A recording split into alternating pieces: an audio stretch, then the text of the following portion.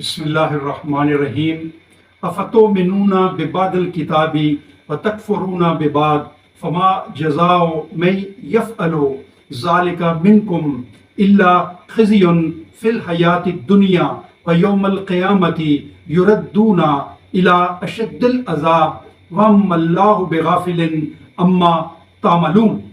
یہ سورہ البقرہ کی آیت نمبر 85 ہے۔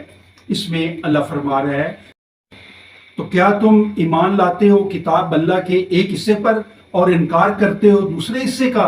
سو نہیں ہے سزا اس شخص کو جو کرے ایسا تم میں سے، سوائے رسوائی کے دنیاوی زندگی میں، اور قیامت کے دن پھیر دیے جائیں گے یہ لوگ سخت ترین عذاب کی طرف، اور نہیں ہے اللہ بے خبر ان حرکتوں سے جو تم کرتے ہو۔ یہ آیت مبارکہ ان لوگوں کے بارے میں ہے جو اللہ کے احکامات، قرآن پاک کے احکامات کے کچھ حصے پر عمل کرتے ہیں اور باقی حصے کا انکار کرتے ہیں۔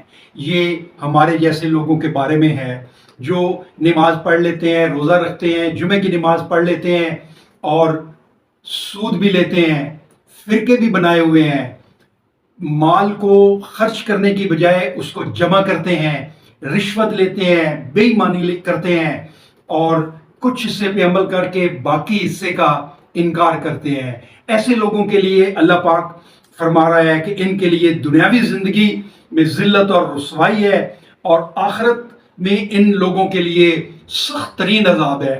بھائیو، قرآن پاک کے ٹوٹل احکامات کے اوپر عمل کریں، اس کو اپنے ملک میں نافذ کریں، اس کے اوپر عمل کریں۔